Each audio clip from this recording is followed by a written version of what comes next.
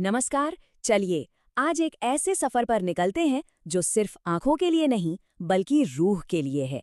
मधु कांकरिया का यात्रा वृत्तांत साना साना हाथ जोड़ी हमें हिमालय के बिल्कुल दिल में ले जाता है। तो आइए शुरू करते हैं ये सफर। जरा सोचिए, रात का वक्त है और आप एक ऐसे शहर में हैं जहां ऐसा लगे मानो आसमान ही उलट गया हो और सारे तारे वो नीचे जमीन पर बिखर कर टिमटिमा रहे हों। वाह! गैंगटॉक का यही वो पहला जादुई नजारा था जिसने लेखिका का दिल जीत लिया। और बस यहीं से शुरू हुई ये यादगार यात्रा। तो हमारा पहला पड़ाव है गैंगटॉक, एक ऐसा शहर जो सचमुच सितारों से भरा हुआ है। पता है, गैंगटॉक को मेहनतकश बादशाहों का शहर क्यों कहा जाता है? क्योंकि इस पहाड़ी जमीन को इतना खूबसूरत बनाने के पीछे यहाँ के लोगों की जी तोड़ मेहनत है। और उसी मेहनत का नतीजा है कि यहाँ की सुबह, शाम और रात तीनों ही कमाल की होती हैं। इस पूरी यात्रा का जो नाम है साना साना हाथ जोड़ी, वो एक नेपाली प्रार्थना से लिया गया है। इसका मतलब है छोटे छोटे हाथ जोड़कर मैं प्रार्थना करती हूँ कि मेरा सारा जीवन अच्छाइयों को समर्पित हो। क्या बात है, ये सिर्फ एक लाइन नहीं बल्कि इस पूरे सफर का फलसफा है। तो अब गैंगटॉक की यादों को पीछे छोड़कर आगे बढ़ते हैं युमथांग की तरफ, जिसे फूलों की घाटी भी कहते हैं। ये सफर कोई छोटा मोटा नहीं, पूरे 149 किलोमीटर का था। और हमारे साथी जितेन नार्गे, जो सिर्फ ड्राइवर नहीं बल्कि एक गाइड भी थे।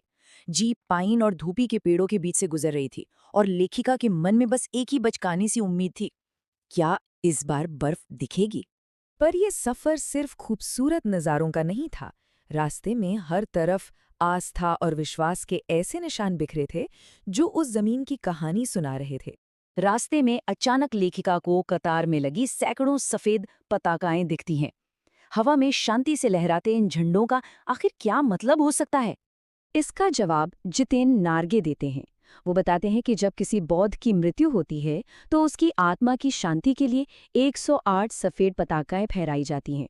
और सबसे खास बात यह है कि इन्हें कभी उतारा नहीं जाता, ये धीरे धीरे खुद ही प्रकृति में मिल जाती हैं। लेकिन सिर्फ सफेद ही नहीं, रंगीन पताकाएं भी दिखती हैं और इनका मतलब एकदम अलग है। ये किसी नए काम या खुशी के मौके पर लगाई जाती हैं। तो मतलब एक तरफ है मृत्यु की शांति और दूसरी तरफ जीवन का उत्सव। और फिर आस्था का एक और प्रतीक मिलता है, प्रेयर व्हील यानी धर्म चक्र। यहाँ के लोगों का विश्वास है कि इसे एक बार घुमाने से ही सारे पाप धुल जाते हैं। वाकई पहाड़ों में जीवन जितना मुश्किल है, लोगों का विश्वास उतना ही गहरा। अब जैसे जैसे जीप ऊंचाई की तरफ बढ़ रही है, नज़ारा पूरी तरह बदल रहा है। घाटियां और पेड़ सब पीछे छूट रहे हैं और सामने है हिमालय अपने असली विशाल रूप में। रास्ते अब पतले और जलेबी की तरह घुमावदार हो गए थे। हर एक मोड़ के बाद ऐसा लग रहा था मानो हम किसी दूसरी ही दुनिया में घुसते जा रहे हैं। और फिर वो पल आता है जब छोटी छोटी पहाड़ियों की जगह हिमालय का विराट रूप सामने आ खड़ा होता है। पल पल रंग बदलता, सांसें रोक देने वाला एक नज़ारा। रास्ते में दूध की धार की तरह गिरते झरने, चांदी की तरह चमकती तीस्ता नदी और विशाल पहाड़ों के बीच खेले रंग बिरंगे फूल, ये सब देखकर लेखिका इतनी खुश हुई कि उन्हें लगा जैसे वो एकदम हल्की हो गई हैं, किसी चिड़िया की तरह उड़ रही हैं। पर अब तक ये सफ़र आंखों का था। अब कहानी उस मोड़ पर आती है जहां ये एक रूहानी यानी एक आध्यात्मिक अनुभव बन जाता है। जीप सेवन सिस्टर्स वाटरफॉल पर रुकती है। जहां बाकी सब लोग तस्वीरें खींचने में लगे थे, वहीं लेखिका एक पत्थर पर जाकर बैठ गई और बस झरने की आवाज़ को सुनने लगीं। ऐसा लगा जैसे वो उनकी आत्मा का संगीत हो। और जैसे ही उन्होंने झरने के बर्फीले पानी में पैर डुबोए, उन्हें एक अजीब सी शांति महसूस हुई। लगा जैसे वक्त थम गया हो और वो खुद एक धारा बन गई हों। उनके अंदर की सारी चिंताएं, सारा मैल उसी पानी के साथ बहकर कहीं दूर चला गया।